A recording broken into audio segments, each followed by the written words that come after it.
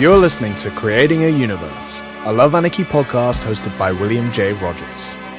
On this show, we follow the journey of creatives, artists, and entrepreneurs who are making a name for themselves in the ever-evolving landscape of today's industry, featuring an insight into both Love Anarchy and the Labaniverse music universe, as well as the individual projects and stories of each of our guests, from the music industry and beyond. So whether you're a budding creative or simply interested in what goes on behind the scenes, this is the podcast for you. Hello and welcome to Creating a Universe. I'm your host, William J. Rogers, and today I am here with theatrical power metal composer and producer, the mighty Adrian Benegas. How's it going, man? Hello, Williams. How is it going there? Thank you for the big introduction. Oh, it's a pleasure, man. Yeah, it's going well. Thanks, man. How are you? Everything's great here. We are entering autumn, so it's kind of, I don't know, cold, but not so cold because our weather is very hot as well here. Right. So, yeah, you're in Paraguay, right? Yeah. Okay. Yeah. Our winter is like 30 degrees, and so sort of, I don't know. The minimum is 20 or something like that, so it's not very cold. Is that Celsius or Fahrenheit? Celsius. Oh, well, so that's pretty warm. I mean, we're going into summer, and it's about 20 degrees now. So, yeah. No, in summer in summer we reach like 50 easily. 50 degrees, yeah. Oh my so word. Hot. Can you even go out in that without, like your feet melting or something? Well, we are used to. Yeah, wow. But I can understand Europeans when come here, they suffer a lot. They almost that's melt. Hot. Yeah. No wonder you have so many songs with this like fiery inferno, man. You're used to it. Yeah. Oh, wow, cool, man. Cool. Nice. Yeah, I've never been to South America before, man. Would love to visit sometime. Paraguay, it seems like a really cool place. And you seem to me to be like the metal artist from Paraguay. I don't know how many there are, but our scene our scene is not very big. In fact, the population of the country is very, very reduced compared to other countries. We are like 7 million, something like that. It's wow. in the whole country. So you can imagine something that is not mainstream, like metal. Mm-hmm. It's like a underground community, almost an underground community here. So yeah, I bet. As you say, if there's only 7 million people, I mean, that's got to be quite, quite a niche group of you guys, I suppose. Yeah, I always wondering why I born here, because it's unreal, making some symphonic metal and living here. It's very surreal. The main genre here is Latin music, like I don't know if you like Shakira or something. Reggaeton, yeah. Nice. That's and I am the black sheep here. Right, nice. Do you enjoy reggaeton and Latin music as well, or? No, really not. I don't like the content of their lyrics and stuff like that. Yeah, sure. It's quite a contrast, I suppose, isn't it, from what you do? Yeah, it's very hard to make metal music here, but I am here. Mm-hmm. I don't know why, but I am fighting. The wonders of the internet, I suppose, make it possible. That's true. I really, thanks to the internet, I think I am a musician because it gave me the possibility to make what I do. Yeah. It's awesome for that, man. I suppose for anybody that's listening right now, if if for some reason they haven't heard of you yet, then it would be great to give them a little bit of a introduction. So would you be able to start just by giving a bit of an overview as to who you are and what you do? Well, as you said, I am first of all, I am a keyboardist, composer. I prefer to call myself a composer first and then keyboardist, because I like the most thing I like is writing.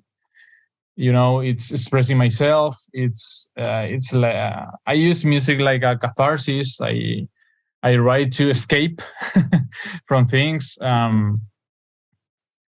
memories, bad memories, stuff. All I write is like a biographical, but in a metaphorical way. I try to express myself. Nice. To like I use music like magic, like putting all my bad feelings in a vessel, and trap in there, and so it give me peace, give me relief. So that's what I do. I really like to play keyboard as well because it's my instrument. But if I have to choose one thing, I will be composer, definitely. Yeah, and with my solo project, I call it theatrical power metal, just of that, because I have like a script, like a story behind my lyrics.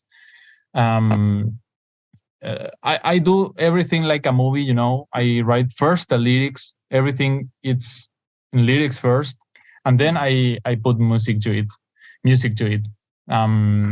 That's the way I learned to do it, because I've never studied music.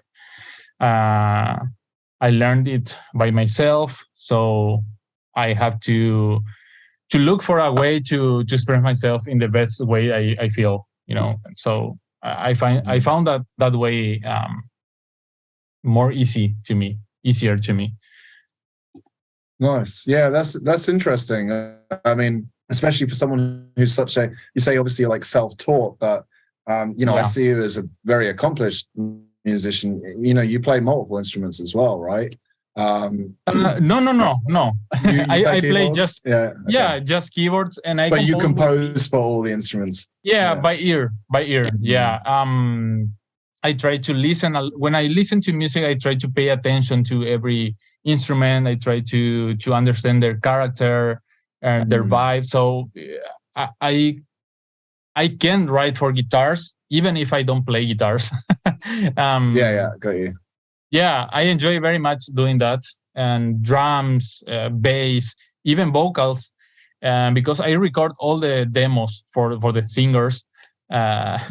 It's horrible. My voice is horrible, but they understand, and it works pretty well to make them understand. Yeah. To describe what I want to say with the melody. Obviously, the musicians then they add their own touch to the melodies and stuff like that. But I do everything here before sending to the musicians. Yeah. Wow, that's cool, man.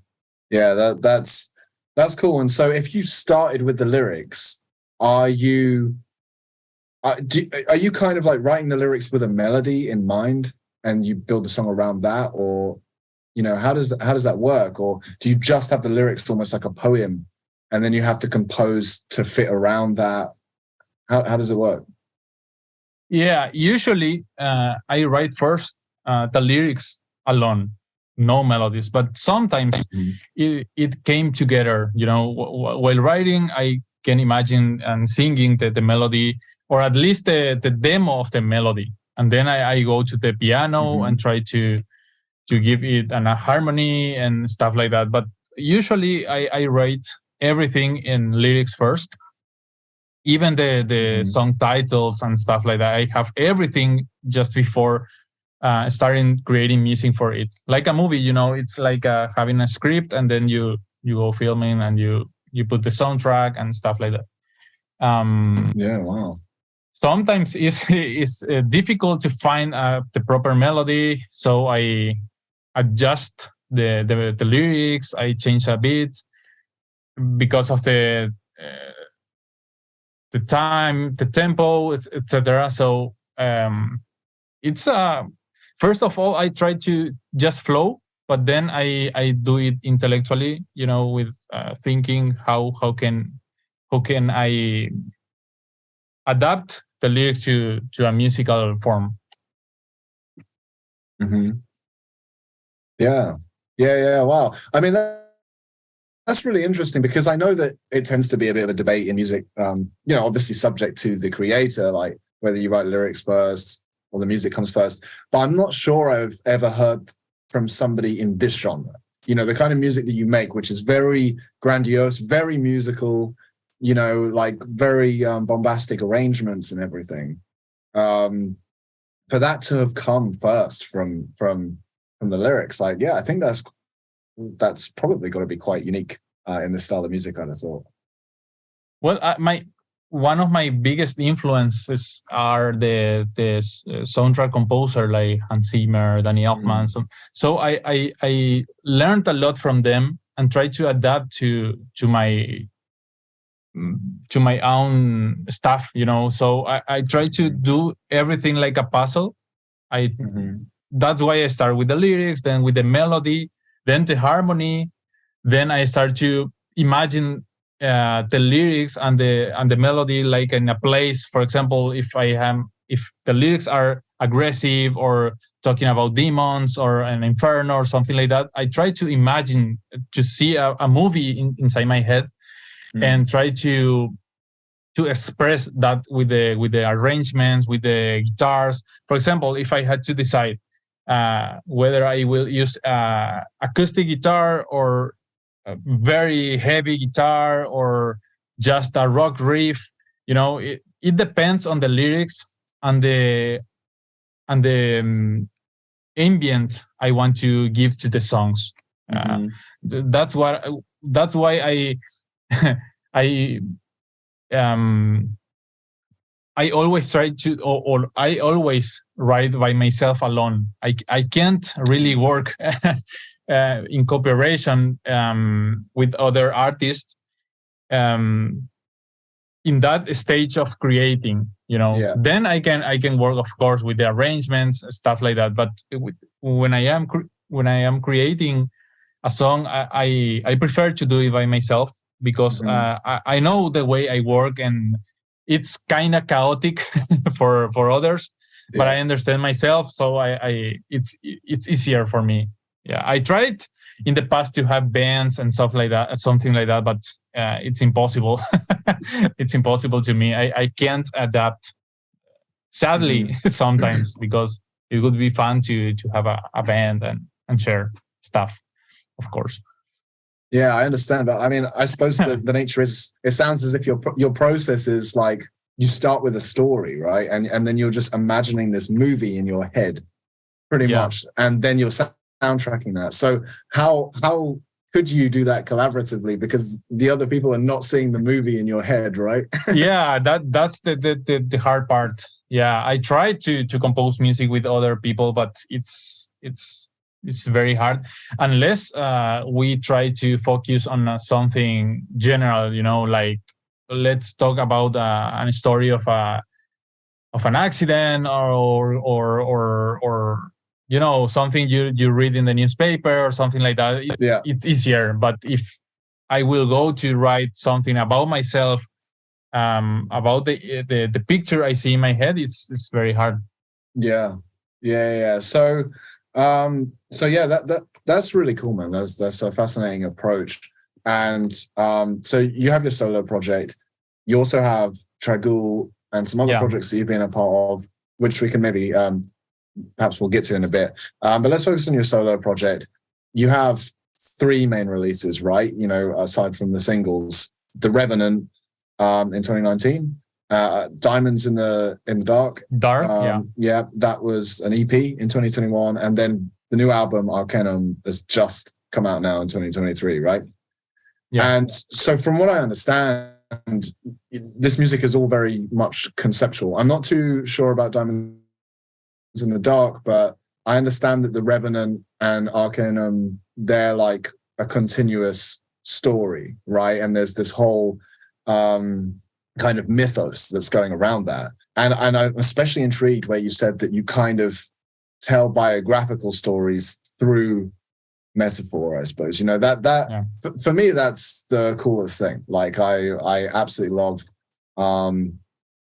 you know, approaching things like this and creators who do. So I'd love to hear more about your process. And if you're starting with lyrics, you know, I guess you're writing a story, right? And how much of it is writing lyrics, and how much of it is your personal feelings, and how much of it is this story you're trying to write, just like a novel or a screenplay or whatever? Yeah. Well, Diamonds in the Dark is a part. Yeah, it's like a fun EP I had to do during pandemic to escape from pandemic, to not getting crazy. So I did that like a little EP. But yeah, The Revenant and Arcanum has a continuation. Is chapter 1, chapter 2, and everything, all of you are hearing there, is about myself. You know, it's 100% my story, but in a metaphorical way. Of course, I adapt everything to like a fantasy world. Like as I said, I escape with music from this boring material world. So I try to imagine like living in another dimension. And it's funny because at the end, I believe in that. I believe we have a quantum double that lives in another place there that inspire us to do things here. We are like a source, like you know, we have a link with our other self that is more evolved. Yeah, and that's what I believe. So I try when I am writing, I just try to flow and try to listen to that. It's like a conscience. I don't know. Some people can call it God or the universe or whatever. I just call it my higher self, like like someone that you know, even see the future and the past, like in the present, and that thing inspires me to write. So I try to flow and try to listen to it like a meditation stage. You know, I enter into a not a trance, but something like that when I am writing. And you're channeling. It's funny because sometimes when I read it, I say, "Oh my God, I wrote this." It's strange. I don't know how to express pretty well what I feel when I see my own lyrics or music. It's strange as well because as a self-taught musician, sometimes I can't even explain my music technically. You know, if you ask me, what did you do this with this arrangement? It's I don't know. I just float. I just flow and that's it. It's funny. But yeah, everything I write, everything in terms of music, lyrics, or whatever, it's myself. It's myself expressing, and it's great because when I'm doing this kind of stuff, musical stuff, I feel like in home, really at home. You know, it's very special. So I enjoy very much doing this. Yeah, as you say, that it's the cathartic process. You know, you mentioned that, and that's what is so much of what I love about music as well. You know, I absolutely love that component to it, and the fact that for you, the way you kind of channel music, you know, you must be a very sort of sensitive person in a way to be that open to channeling like that, you know, and that's really cool. I think that's really awesome. Yeah. You know, I always was a very introvert person. Yeah, and it's funny because but this it's the human contradiction, because if I am an introvert, why I am when I am choosing to be a musician, exposing myself, it's getting attention. Funny. Paradox. Why? It's like as I said, I feel like something is trying to express through me. So I accept that, and I just flow with it. I love that. And it's great because I empty myself every time I write an album or something. I just empty myself and start again, and that's great. Amazing. It's the way it's the way I fight the world. It's the way I understand the world. Yeah, that's incredible, man. So I'm so intrigued. Then I kind of picked up some bits and pieces from the music and a few bits on your website. But I'd love to know a little bit more about the story that is going on in these albums, both the kind of fantasy story and also, how that kind of parallels to the more personal story that you're telling through that as well. Yeah. The whole story behind Arcanum and the Revenant, I call it everything as a part of the Revenant saga, which is with the start with the hero, the main character, going consciously to hell, like an inferno called Cadabria, because he realized that demons just took part of his essence in order to live, because demons need an energy to live in this world. So they fragmented the main character's soul, and took it. So he go to the inferno called Cadabria and tried to recover that, fighting the demons. And that's it's very esoteric, because when I was 9 years old, I entered in that world. I discovered the esoteric world, and as I said, I always was an introvert, so I have a lot of questions in my head, and try to understand by myself. And I believe that our essence is trapped into ego, and we have to make an introspection and try to fix it in order to evolve and make our soul free, and be entirely us. It's very hard to explain, but that's the concept behind the Revenant, behind Arcanum, and it's the journey of the main character to find himself, to understand who really is. In the first part, in the Revenant, is more chaotic. It's the whole story developed into the inferno, and then he escaped and started in Arcanum a new story where more evolved spirits come to help him, to help him to understand things of his own life, to fix their past, to understand this. I always say that humans need to connect themselves to the most simple things, like friendship, love, and like being thankful with life, with the universe, of whatever you want to call it. And that's the journey that the main character walks into Arcanum. It's like a story of finding the meaning of life through the simplest things. Yeah.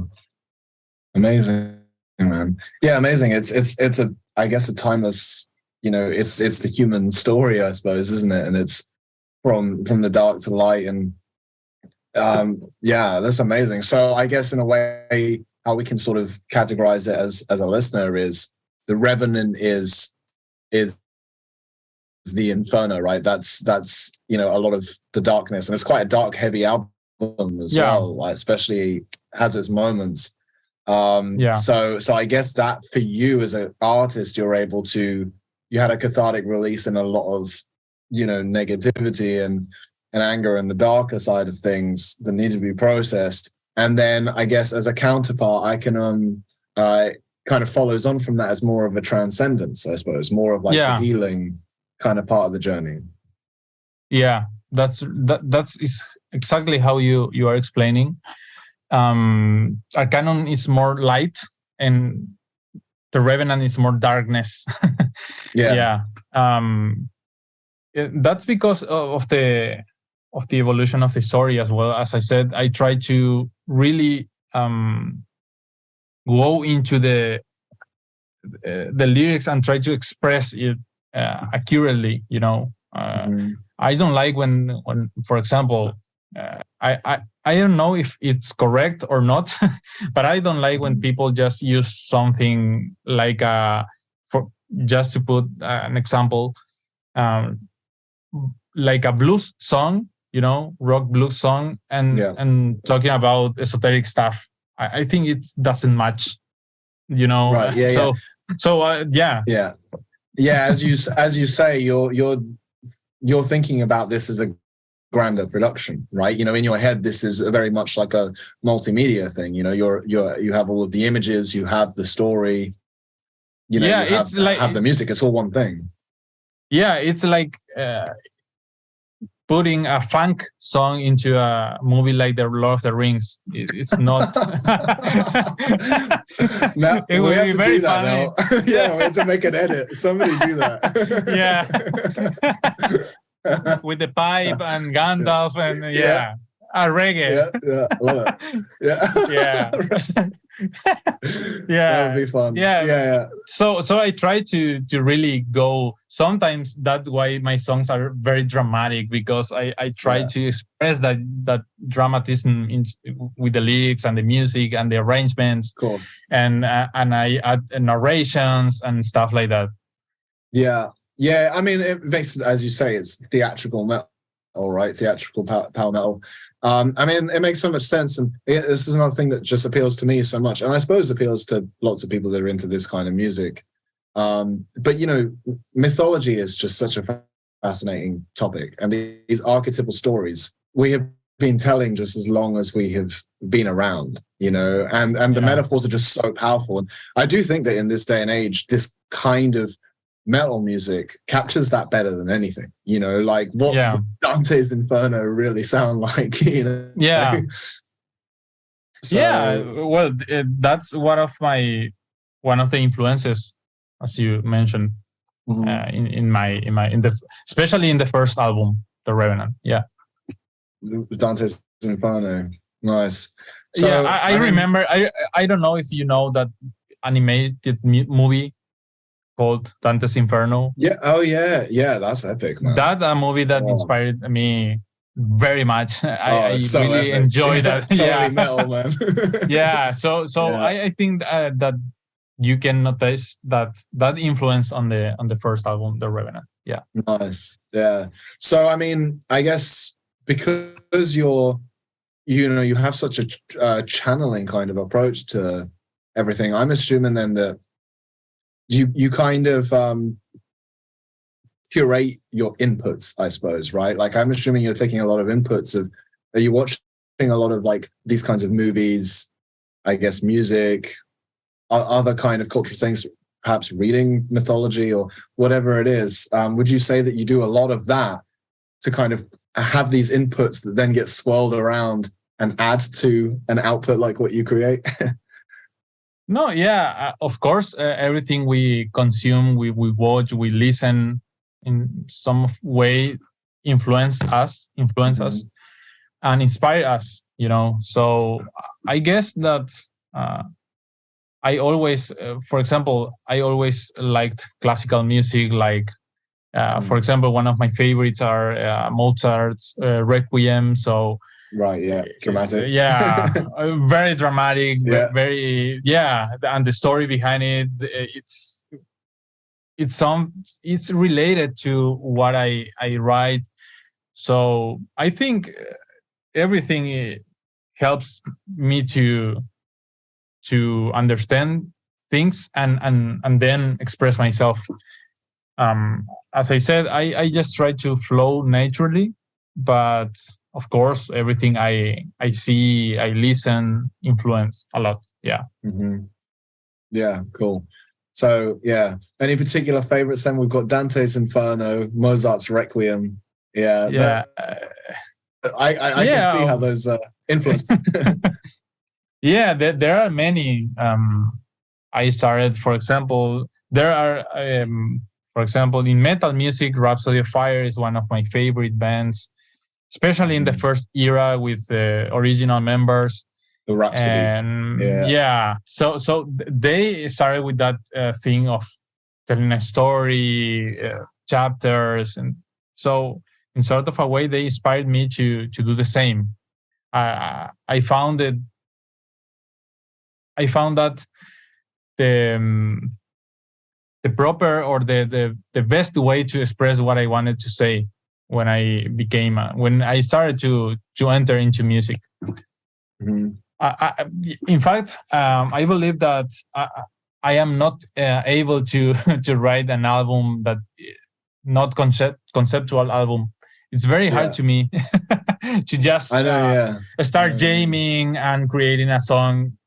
It's hard for me. I can't imagine doing that. You know, I just need to start writing, expressing myself into, as I said, the lyrics, like a diary, you know, writing, and what I feel, and then I have a story. Yeah. Mm-hmm. Yeah, but yeah, it's about this dreamscape, I suppose, because of the way that you are writing in this sort of channeled kind of state. Almost, you get yourself into this creative state, and you kind of enter the dream world, you know, to craft your story. And it's just amazing because everyone's different, right? And I can totally imagine how it's going to be impossible for you to write a song in that other way. But for some people, they would never do what you do, you know, and it's very natural for them to just get an acoustic guitar and just be themselves, you know, like, I don't know, Ed Sheeran or something like that, you know. It's just a whole other thing. Yeah, but it's great to have that that variety. I don't know how to say that.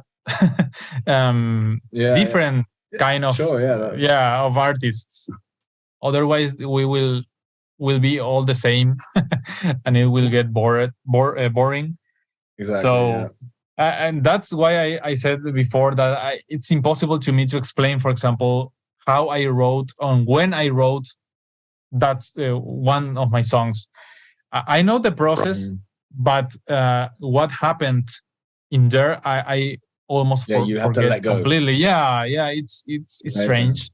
I don't know if I am crazy or whatever, but I just write like I don't know if I always sometimes I call music a drug.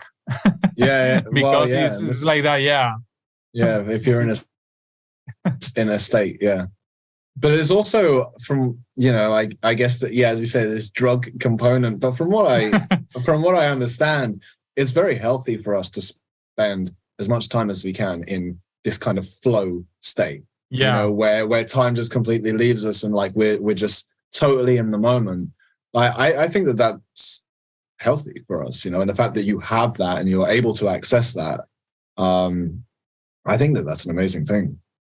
Yeah, I always think that sometimes we have to stop thinking, you know, because it's healthy to just flow, to just feel, and try to express myself as it is, no matter what. Not put that barrier of thoughts and or analyzing everything, you know. I think sometimes we need that, and that's what I do when I am writing. Obviously, after that, when I have the first ideas, the first lyrics, I think, of course, about the arrangement, and that's another process. But when I am writing, I just complete of the world, forget completely about the world, about everything. I just lock myself here in my home studio and just flow. Yeah, that's beautiful, man. And so I'm interested then, like how much time would you say that you get to spend in that flow, and is it easy for you to get into it, or does it come and go? Are there times that it's hard to access? I'd be really interested to hear where you're at with that. It's funny again because sometimes I love video games, for example, and I am playing, for example, I don't know, Resident Evil or FIFA or whatever. Mm-hmm. Sometimes I play chess as well. Cool.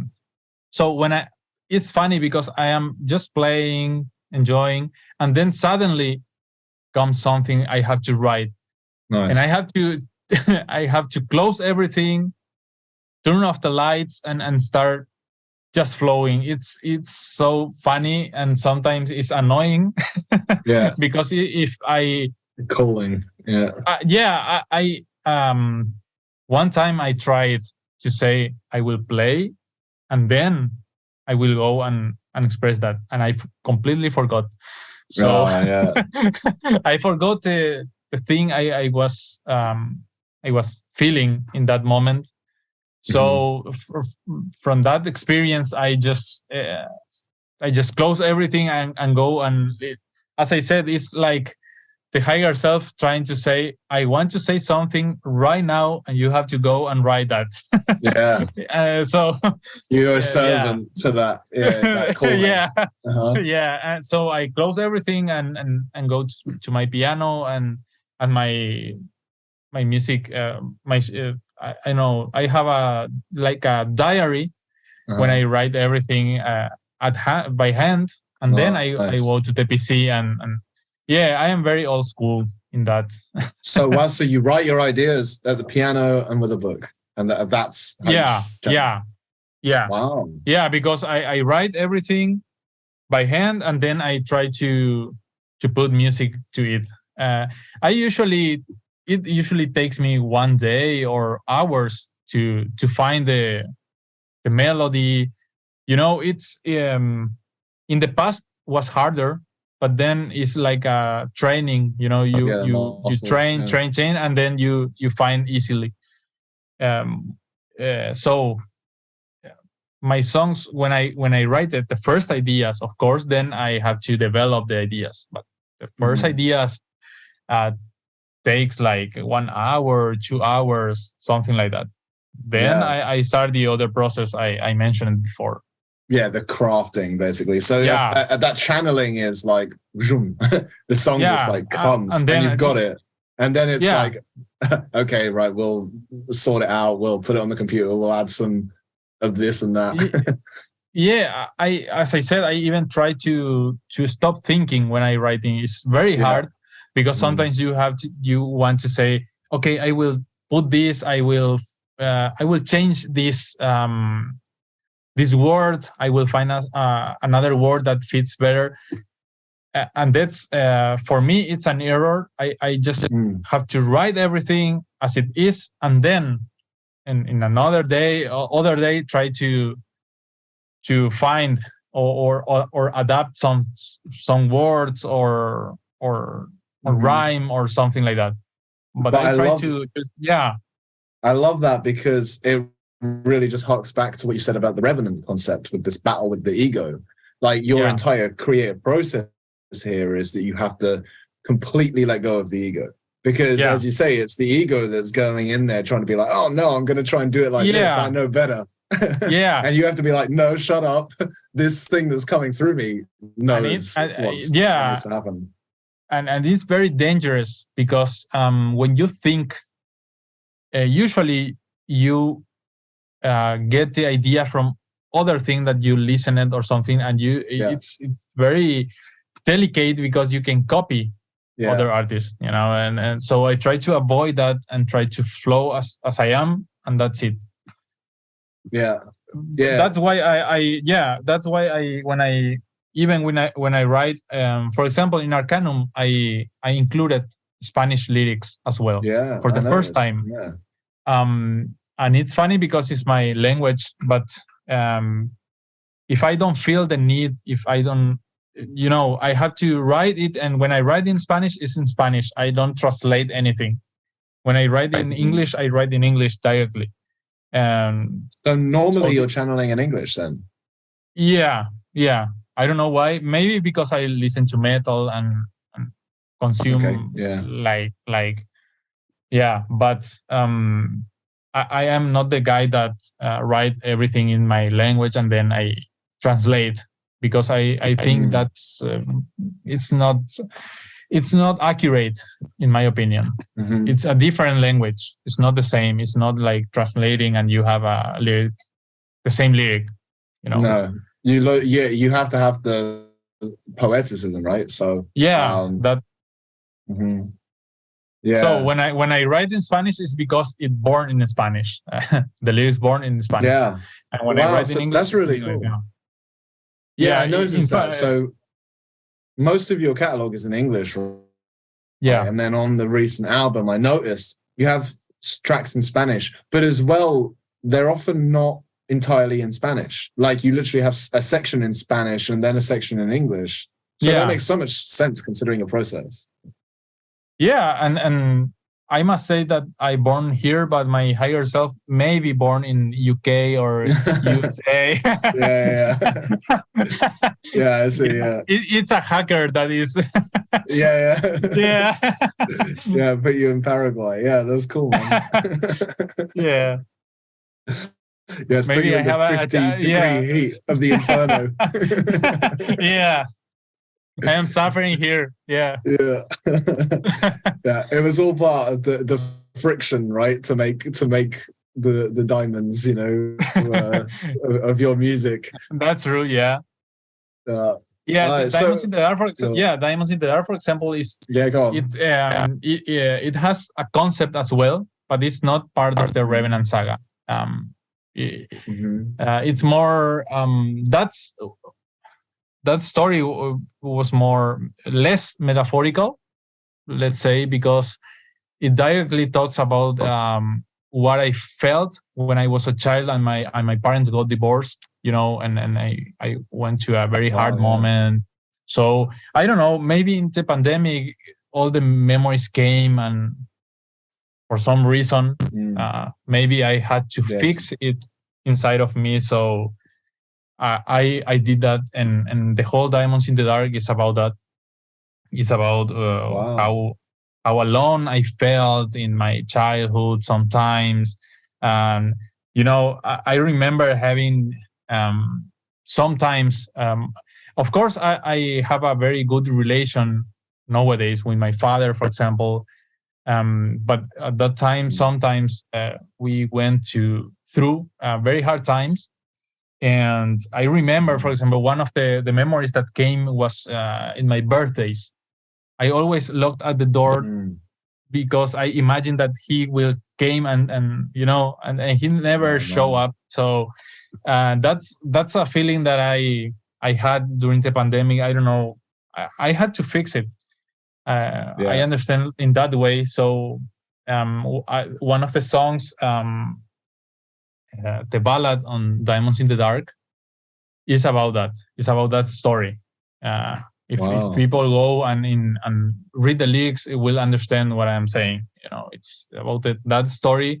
In some parts of the lyrics, I remember that says that you were my hero, and I waited for a call or something, and never happened. But of course, it's part of the healing I was talking when I write music, and it worked because I don't have bad feelings or something about my father or something. We have a very good relationship. Of course, I can understand that every person has his own decisions, and everyone has his own story. So we can't just judge everyone. We have to understand and go.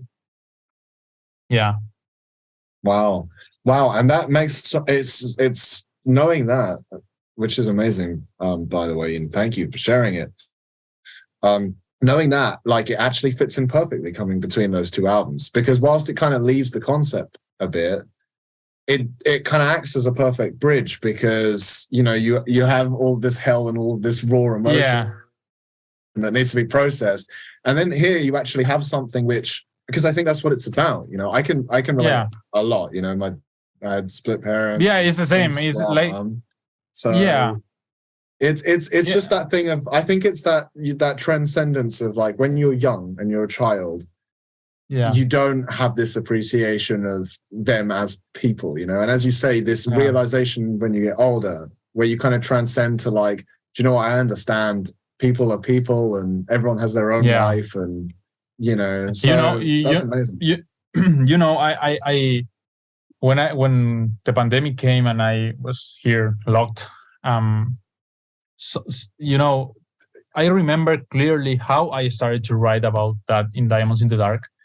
I remember, like, doing an exercise of putting myself and inviting myself, but as a child, and ask him what you want to say, what you have never said that you want to say, you know, like, let me now express your, I mean, express yourself through me, you know, and I will heal you, you know. Like I really had that conversation with myself, with the child, you know, and ask him to write the songs through me, because I have the tools right now, you know. Now you have the tools through me to heal yourself, you know, because I felt like my young me was kind of broken and never had the chance to express himself, you know, because when I was a child, I have never had the chance to talk to a therapist or whatever. I had to go by myself and understand life as I could. So I felt like it was very great, and you know, it's embarrassing to say this, but when I was writing, even I cried a lot, like writing the songs of Diamonds in the Dark, you know, because it's like finally, like finally saying what I wanted to say for so long time, and I was trapped, you know. So, and that's why the first song, for example, is called Orphan of Life, and the second is Poison Love. The one I told you about, the story of my father and myself, is Abandoned.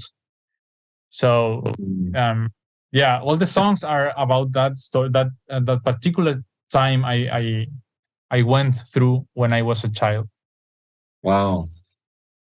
Yeah, wow, man, that's amazing. I think that gives incredible context to the music as well. You can feel when there's that level of emotion there, you know. And I think that, again, everybody's different, but I think that we can pick these things up from music, and I think it's extra special when that kind of energy has gone into it. But then knowing that and, like, hearing you talk about the context for these records, I think that that's very powerful, you know, because then people themselves can understand what's actually happening here, and they can listen to this music and feel, you know, that shift. And that's just such an amazing thing about music, right? It's like how it can connect us to one another. You know, it's a universal language in that way. And of course, I always believe that kind of exercise, like talking to yourself, to your past, to your child, it's something that people should do, and not only musicians or artists. I think it's very important to talk ourselves and try to heal ourselves, you know. I had the blessing to have music, which is a very powerful tool where I can express myself and let go everything. So, but I think people should do that. It's very, you know, you can heal yourself for many things that sometimes we even we don't even know that we have inside, you know. So Yeah. that's the whole story of the Revenant as well, that introspection, trying to know ourselves, fix things inside of ourselves. Yeah, man, I love that. And I think I always think of metal music especially as a particularly cathartic genre in that regard, because especially if people aren't into metal, they might get turned off by thinking, oh my God, this is angry, scary music or whatever. But as you say, like, we all have that within us, right? The kind of Jungian concept of shadow self. You know, we all have this darkness in us, and as you say, like, metal music is fantastic because it allows us to just, you know, transmute that into pure, take that energy and turn it into art in this way, and it's just a wonderful thing. Yeah, you know, the main concept of Arcanum, for example, is alchemy as well. So there you go. That's the process, you know. And the same with Diamonds in the Dark, as you said before. You know, you have the stone, and then you turn into with pressure, with everything. So the transformation, exactly. Yeah, and it's important, but sometimes you have to understand, and it's very dangerous as well, because you inside yourself you can find a true inferno, true hell, you know. But you're playing with it. Yeah. In the past, I thought that fighting darkness was like avoiding it, and that was the answer. But it's not the answer. The answer to me right now is embracing it, embracing darkness, and healing it. You know, because if you just avoid it, you don't know, you are not conscious about it, and you will be always broken without realizing that. So you have to embrace and suffer, and as I said, for example, in one of the songs of Arcanum, the title is "Pain is the Key," and that's the concept. You know, you have to embrace your pain because that's the key to open the door to escape. You know, you have to use pain for yourself as a fuel to escape, to transmute and transform yourself. Sorry. Yeah, that's it. And that's the hero's journey, right? To be the warrior that goes right through, that faces your fears, and you know, that's it, man. It's an archetypal story for a reason, you know, because that's the aspirational journey for all of us, whatever our circumstances. You know, it's like, will we kind of submit to the lower road, you know, or will we become our higher self, as you said, or you know, fulfill that potential? Find the peace with yourself, you know. And I love it. That's that's the full meaning of Arcanum, of the album, of that chapter. Yeah, amazing. I think it's such a universal topic that I feel like, you know, anybody should be able to relate to that. You know, I know that I certainly do. Like, I so much of what you say echoes with me, you know, and it really does make sense as well. Like, you know, where you mentioned about like the split family and stuff, broken family and things like that, and then how you've clearly kind of then sort of withdrawn within yourself quite a lot. And you get to have a very active imagination, you know, kind of creating worlds and stories in your head. And then you have this outlet in music.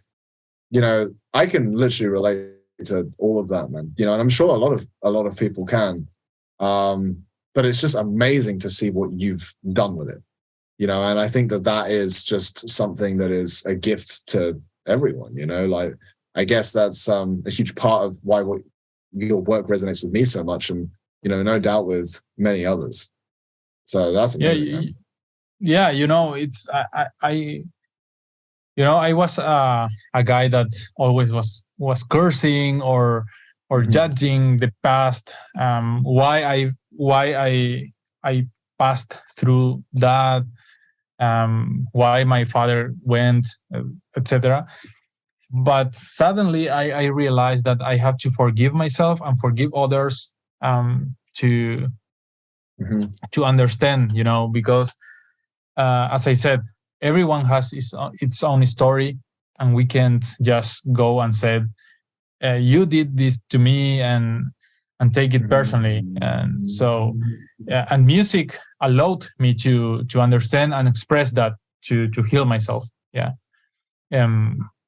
As I said, I went through hell first, and then started to understand things. And it's funny because there is. I remember now another movie that inspired me in that kind of stuff, that we have a lot of personalities inside of us, like little guys. I called ego, which is split. Yeah. I don't know if you watched that movie yet. Split.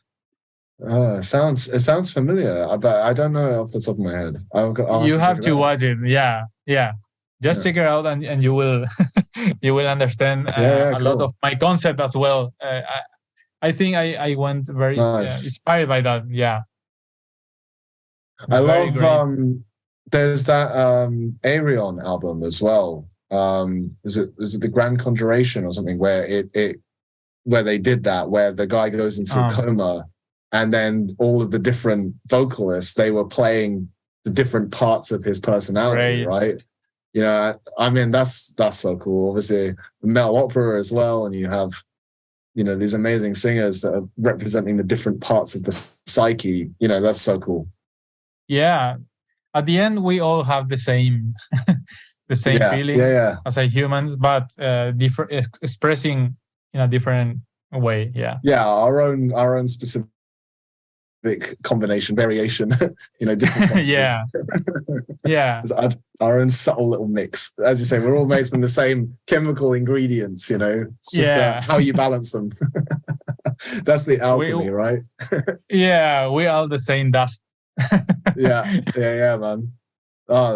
That's so cool, man. I'm curious though as to like a little bit of the in between, just in terms of how you went from, you know, being a young kid that's obviously kind of you know, a deep thinker and you know, daydreaming about all of these things, how you got from there to where you are now, making these amazing albums.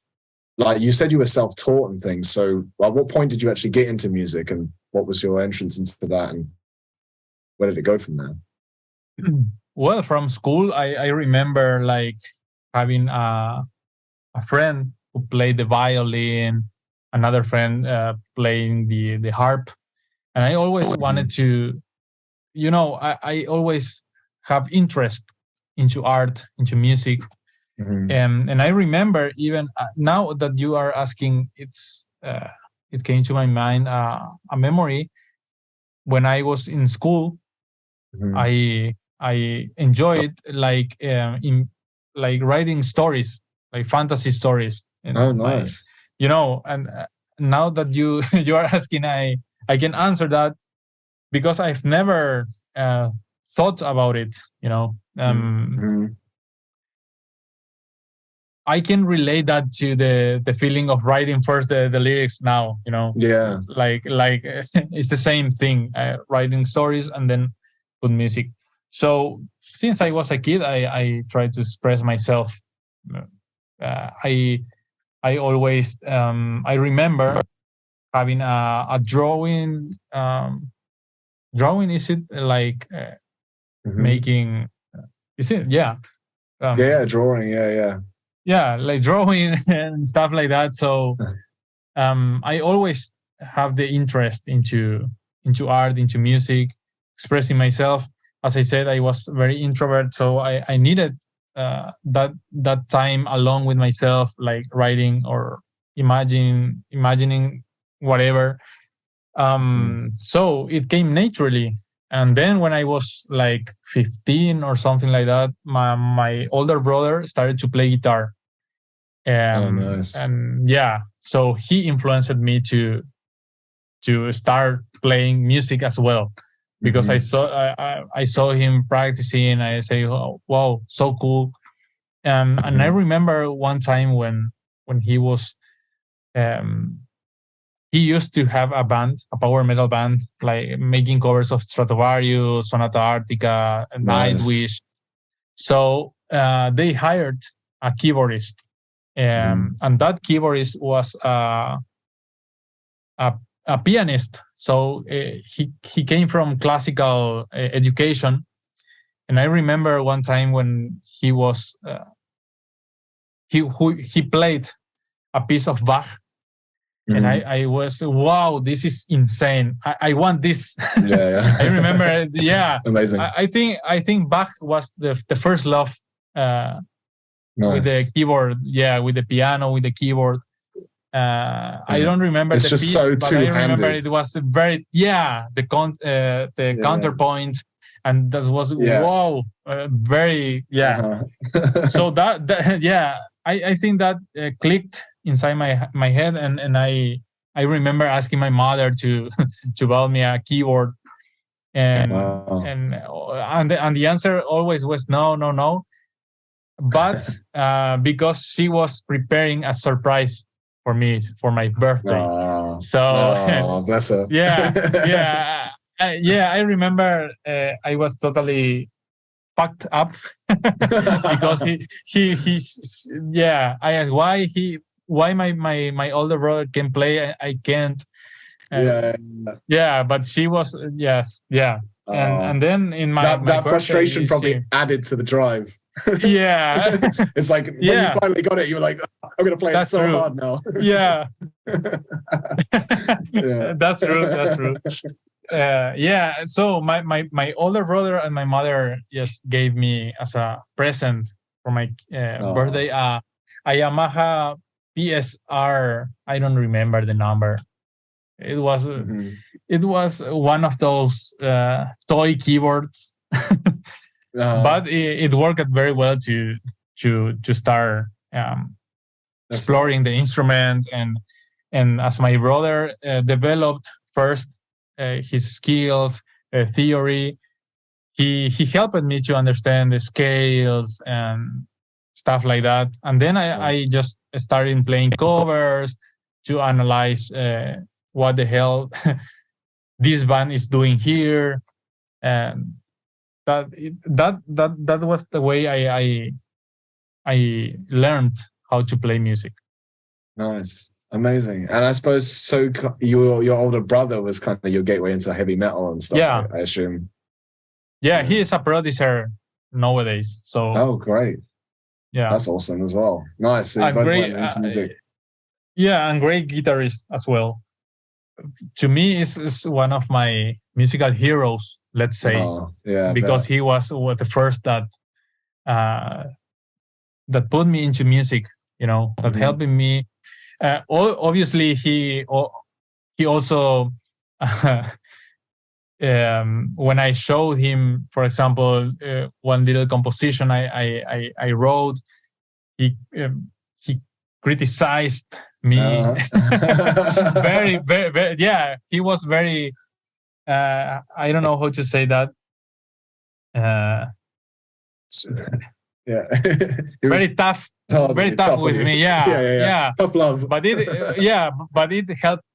Yeah, to try to improve and improve and improve. Yeah, to get better. Yeah, that's true. That's fantastic. So, that's I also tried twice to learn piano, classical piano. I went to a conservatory. Okay. I tried, but I think the last time I went for 6 months or something like that, and then I escaped from that because it's impossible to me to learn music in such a very, I said, military way, I believe music is freedom, so I hate when you have to make exams and stuff practice like that. 8 hours a day. So I escaped, but I think some of that helped me to develop some technique as well.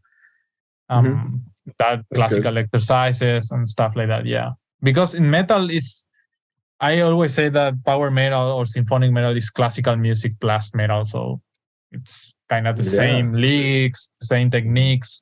So Yeah, absolutely. Yeah, it's definitely handy. And I mean, you mentioned that you're a fan of classical music anyway, and because you're so intuitive, you're hearing it and you're absorbing it.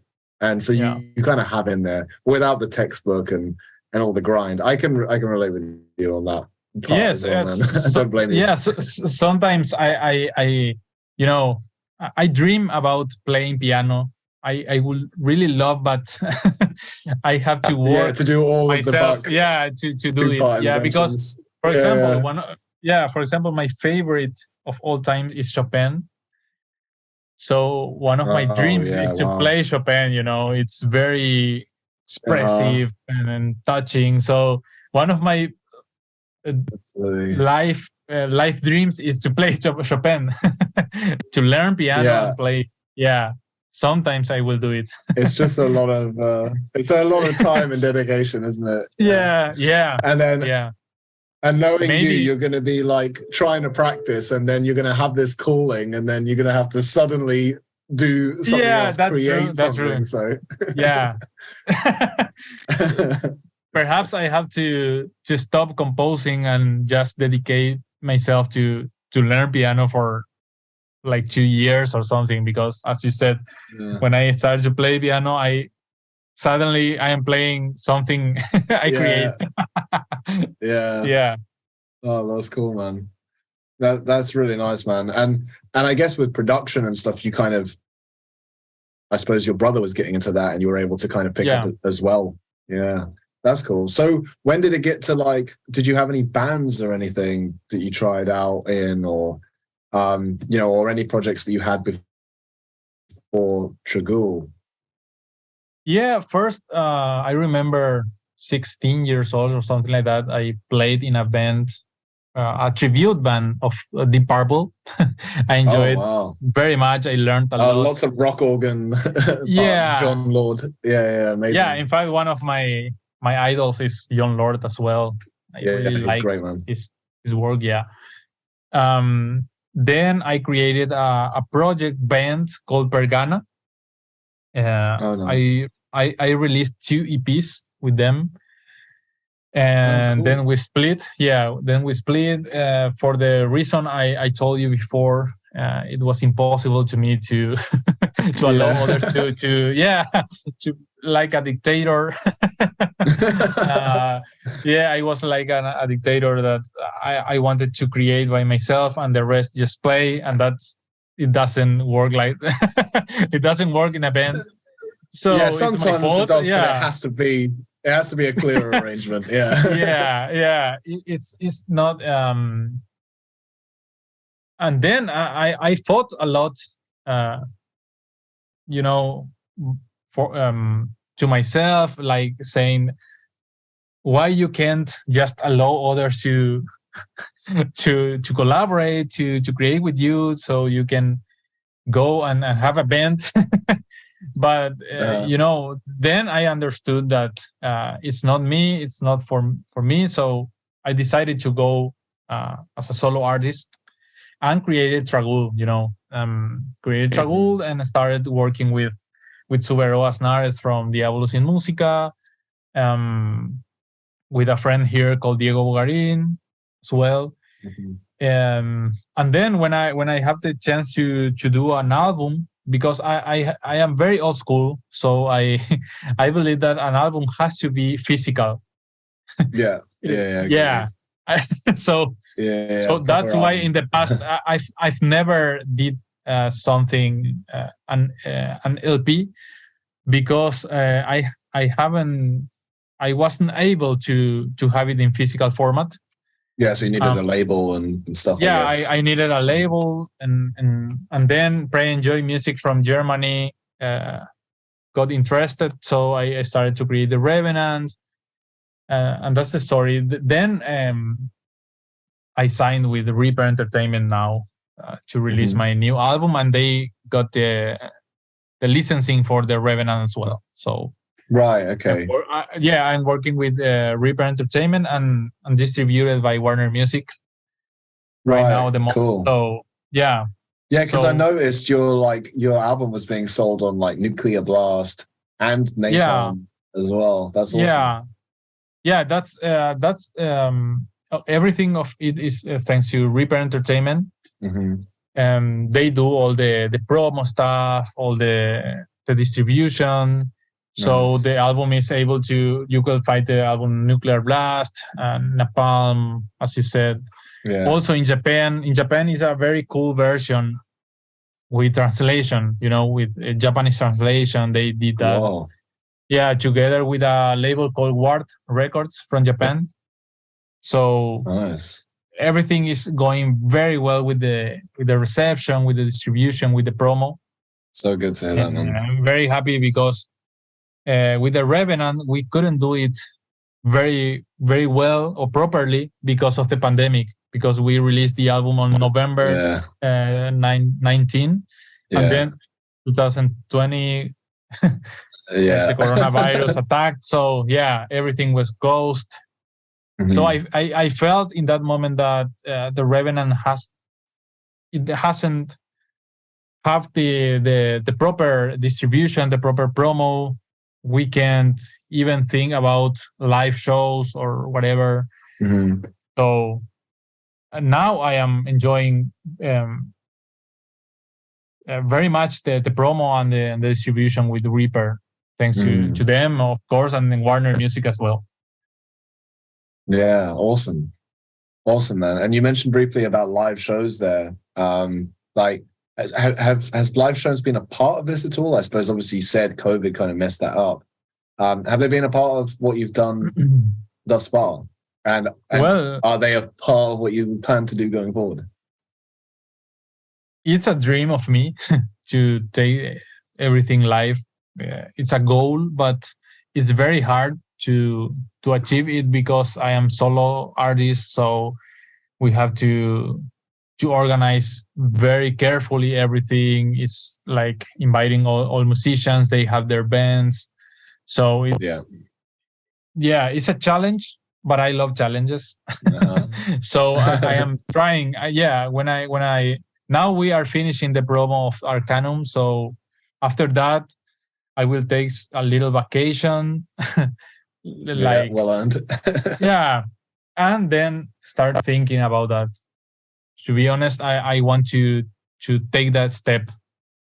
I think it's time to share my music with the people on stage. It could be great, and it's a dream, of course, but it's very hard. It's got to be. But that's so cool, man. I mean, the music is so good. It would be so good to bring onto the stage, man. And I hope to see you in the UK at some point, man. Like, I hope so. I have many friends there. Pete, Rock Life, Archie Kane, great guys. So we can. I mean, so you produced out Archie's album, right? And you wrote Pete's first solo song as well, man. That's a whole other facet of what you do. I am very proud of that, and I think those works are on my highlight for sure. I really like the Pete voice, for example, and he's a great and very nice guy as well. So I enjoy very much working with him. We are working some stuff, so I can say more, but he will kill me. But here I am saying No, that's awesome. And Archie as well. Archie is great artist. I really like his voice. It's very unique to me, and I was very happy to participate on his album. That's really cool, man. I love the work that you did on those pieces. It was actually where I even first came across you, funnily enough. I think probably through Pete, and then Archie's album as well. And then it was this. I saw what you were doing, and I was like, wow, this guy seems to be super talented. And Pete spoke about you, and then I checked out your music, and I'm like, whoa, Adrian is the man. No, please, they are the man. I think I feel honored to participate on those works, and I am always open to collaborate, to work with other people as well. Yeah. And it's a great thing to do because I enjoy very much helping, like putting my own essence in other, like different styles, genres.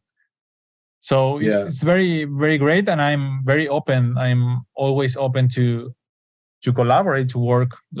You know, you can maybe I can maybe participate as a composer or keyboardist or artistic producer. It's all the same. I enjoy everything. So yeah.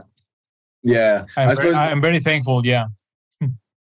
I suppose it's great that in these kind of cases you can detach from this part of you that is like wants your work to be like this, because that's your work.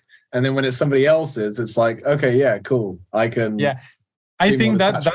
Yeah, I think that's why I can do it perfectly, because I understand and I respect others' work. You know, because I know myself.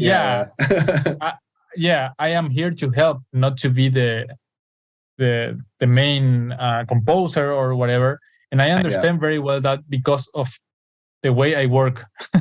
So when I work with others, I am like I don't know how to say, like a support more than the main character or composer or whatever. So you can be like what you would want as the creator, I suppose. I can. I am a guy that developed as well. Thanks to the way I work, the capacity, I am capable of following instructions, you know, and perfectly without hesitating, without saying this doesn't work. I just flow with the artist and try to do my best. And I mean, and you work with a lot of incredible people as well, like on your music. I suppose for you, you're obviously, as you say, you are the main guy when it comes to your project, but you also bring on some incredible talent, like literally some of the, you know, top dudes in the industry. You know, like your first album was mixed by Jacob Hansen, right? And then Sasha mixed, on the next ones, and like all the vocalists and the musicians. Yeah, that's amazing, man. And I guess you're meeting all these people and doing all of that online remotely. Yeah, we work remotely and thanks to the internet. So maybe next time I have to credit that on my own. Special thanks to the internet. Without which none of this would be possible. For making this possible. Yeah, but the guys are great. Sasha Path, for example, is a great guy. I got surprised because the first time I contacted him, thanks to Herbie Langhans, he was the guy who recommended my work to Sasha and invited him to participate on Diamonds in the Dark. And I remember just a day I was here as usual playing video games. Nice. And I received a call from an unknown number. It was Sasha, and I was, what? Hola, hello.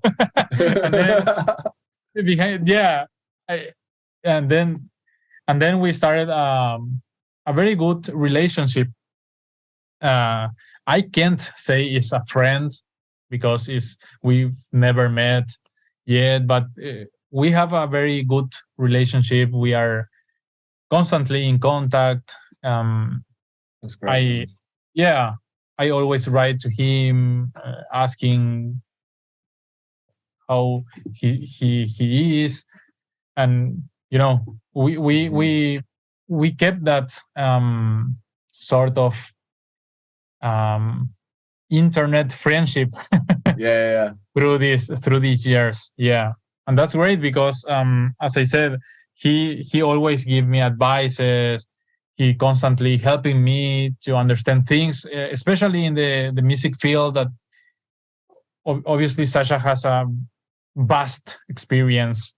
I mean, when he was, I always make fun of it with him that when he was producing his first album, I was like 4 years. So, so he can, yeah. I'm sure he loves to hear that. You can imagine. You can imagine, yeah. Yeah, sure. I mean, he's produced probably so many of your favorite records. So, I mean, well, many of our favorite records from the sphere of music. Angra, so, Avantasia. Yeah. That's awesome. Yeah, I mean, all the guys that you have, man, like in all fields are so important. I thought that on this new album, man, like Timo Somers was an inspired choice because he shreds the hell out of it, man. Yeah, like, he's a crazy guitarist. Amazing. Absolutely. Absolutely. Yeah, I loved what he added to this recent album. Yeah, as I said, I write everything, but when he played the lines, the melodies, he really brought everything to life, Yeah. It's amazing. He put his heart and soul into the songs. The solos are great. Yeah. I always tell this story that when the first time I received his solos, I remember saying that, oh my God, I have to erase all my keyboard solos and just really record. Yeah, because this is, this is absolutely amazing. And my solos are shit right now. So you've upstaged me on my own album. So I erased everything. Yes. Oh, you really did? Like that. Yeah. I did that. And re-record everything again. Wow. Like entering 2 weeks and practicing again some techniques, to improve as much as I can. Yeah. That's good. I mean, that's great. He made you even better on your own record. That's always good, man. But with that, you obviously compose everything, but do you leave space for something like a guitar solo, or are you composing solos? No. The solos are I believe that the solos are the soul of the artist. So I give them completely freedom to do it. Cool. Yeah. Okay, so they create whatever they want, and of course it's always I like what they send. That's the good thing about when they're as good as great musicians. Yeah. So for sure. I mean, as well, you mentioned in your documentary making of type thing. Didn't Timo send you his tracks ridiculously fast? You said in a few days or something. Yeah, that's insane. In fact, everyone, I couldn't even believe that. No, it's true. He recorded. I don't remember if 2 or 3 days or something like that. Everything from the riffs, the doubles, solos, arrangements. That's mad efficiency. Yeah, and he's written those solos and recorded them all in that time.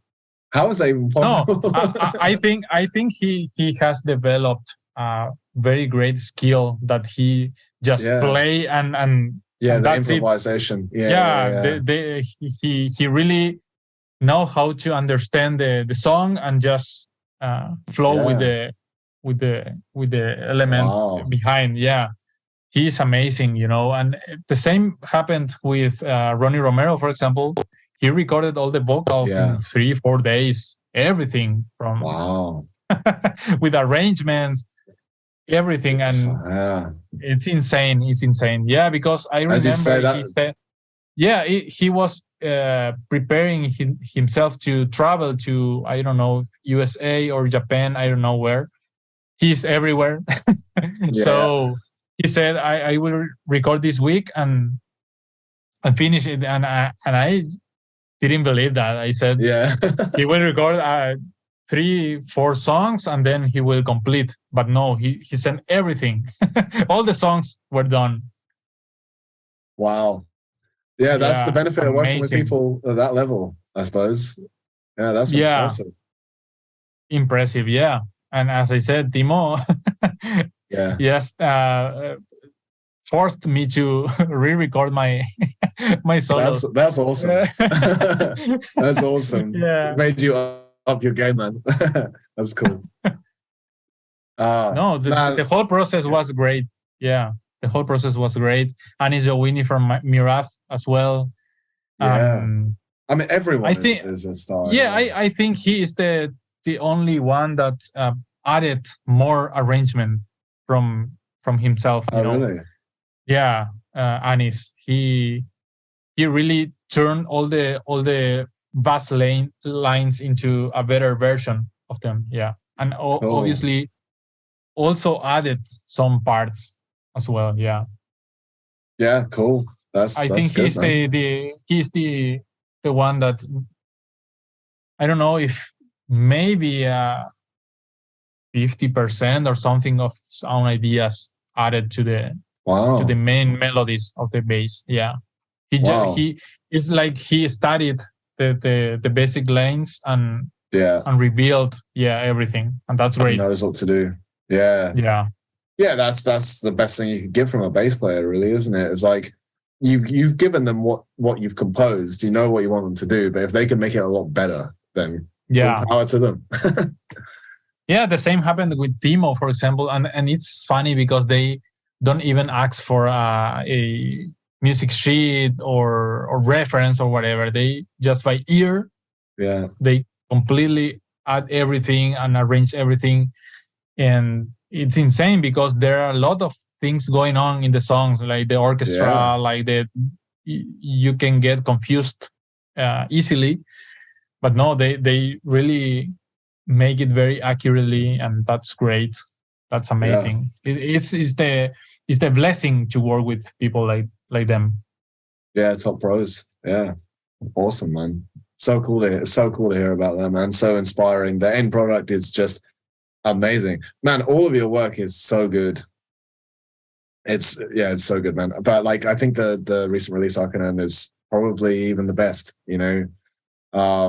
So it goes from strength to strength, man. It's absolutely amazing. I can't wait for what's next. But in the meantime, I'm definitely gonna listen to this a lot more because there's a lot to unpack, you know. Yeah, so no rush. Yeah, in fact, if you can, and I always encourage people to get the physical copy because there is the story in the booklet. For example, I added the little chapters to understand better the story behind the album. That's fantastic. That's so good. Yeah, because I was trying to kind of like find what I could on that, and it's been awesome to hear you talk about it more. But it makes so much sense that you get the proper album experience, you know. So yeah, definitely encourage people to do that. Man, I'm just conscious of the fact that, you know, I've already taken a lot of your time, man. I could happily like speak to you all night, man, because you know, there's please. You got so much awesome stuff to say. No, but as I said, all I was gonna say is that, but you know, if before we wrap up, if there's anything in particular you want to get in there. No, I just want to say thank you for having me, for sharing with me my stories, my boring stories. Oh no, but you know, I always said that my English is ugly, so thank you for having me. Anyways, listening to my annoying voice. Yeah. Oh man, it's been such a pleasure. No, the pleasure is mine. Oh man. Oh yeah. Thank you so much, man, for giving me so much of your time. Like, yeah, it's really cool, man. I love everything that you do. Music is amazing, man. I can't recommend it to people enough. Yeah, dude, thank you so much for joining me. I hope we get to, you know, chat more sometime. You know, and otherwise for now, man. Definitely. Thank you so much. No, thank you. Thank you for, as I said, I feel like a blessed man when people like you, for example, show interest in my music, in my art, my story. And so I just have to say a big thanks to all of you for sharing this with. I know the the community is big, and so a lot of people will be seeing this, and I appreciate it. Thank you, man. Thank you. Thank you. Thank you for listening to this episode of Creating a Universe. A special thank you to Adrian for joining me. I really enjoyed our chat. Be sure to check out Adrian's work at adrianbenegas.com. Links will be in the show notes. That's all for this one.